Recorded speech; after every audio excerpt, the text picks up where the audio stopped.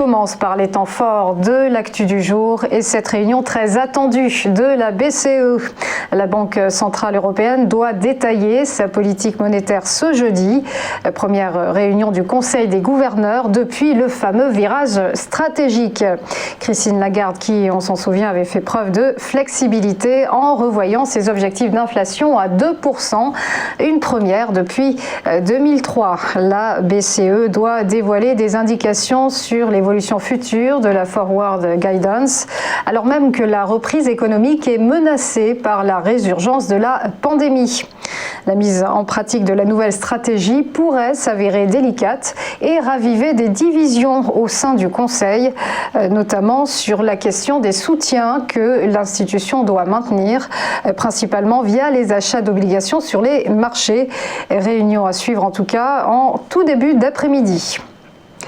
Une approbation, mais avec des réserves. C'est en substance la position de la CNIL au sujet du pass sanitaire. Marie-Laure Denis, la présidente de la Commission nationale informatique et liberté, était auditionnée au Sénat hier. Elle a conclu que l'extension du dispositif constituait une atteinte particulièrement forte aux libertés.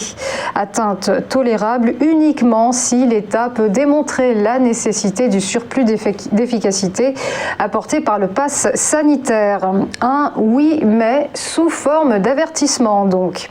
Dans le viseur de Marie-Laure Denis, le contrôle de l'identité de la personne présentant un pass sanitaire, sujet éminemment sensible qui justifie que la loi en précise les modalités, a-t-elle noté.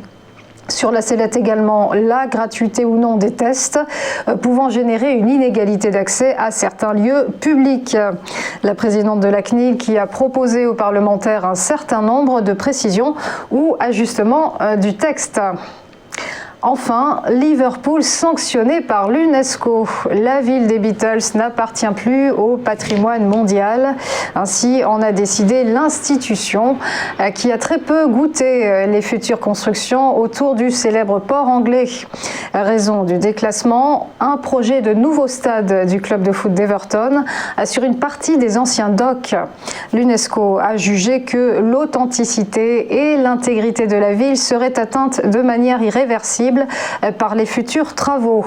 Le centre historique et les docks de Liverpool, principal centre du commerce mondial au 18e et 19e, étaient inscrits sur la liste du patrimoine mondial depuis 2004. À noter que Liverpool est le 3e site à être rayé de cette prestigieuse liste. On passe au point bourse et petit rappel de la clôture des marchés financiers hier. Les bourses européennes ont majoritairement poursuivi leur rebond entamé la veille, porté par les publications de résultats favorables et étouffant ainsi les inquiétudes liées à la crise sanitaire et l'inflation.